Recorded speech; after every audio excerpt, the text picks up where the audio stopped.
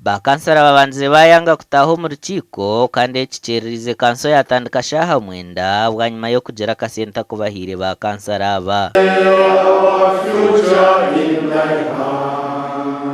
So I don't know whether it is in order, Mr. Speaker, or if it is procedurally right to receive this order paper in the council session. The wording is quoted in mandatory terms and you cannot seize it or bypass it.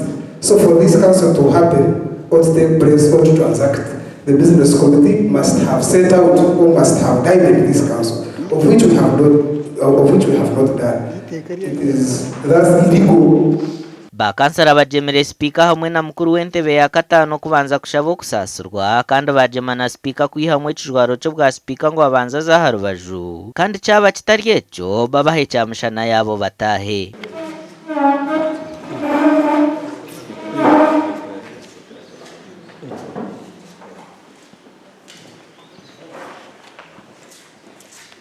So Mr. Speaker, nyona ningira ko icyamaze mu domizire witu umukaso ngo ikize ngo kiko turashtamire ngwe nta twekore mu murimo twekore mu the whole of the whatever tushitame tukore all business tujya adopting urukiko rwumezemo kumka tujumire mwese standard kuba. Abahona nabwo batabukire mukuru w'abakozi aha bwa Sheema district bari kugira ngo nayeragire byo gukora ebitahinguzibwe kanso. Appropriation chumanyisa tuyinaha million 10 twenda kore n'ubuto twenda kushashura imishara twenda kushashura bakansara.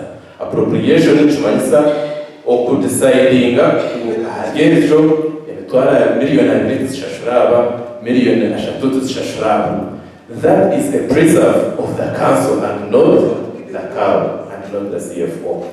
Mukuru w'entebe ya katana ha bwa Sheema district Jemma twiyice buhanda agizire ngo bakuru bo bukiko mu kanso bino buzibo burukoreta ho rwanjo rugona. Mr. Speaker, as the head of this district, I wonder now who is to blame? The councillors who have come to deliberate or the business committee meeting. Akimuchera kakona kacherize kanso okumarisha hamushanjo no mushobo gasha kwa maiko atwakire.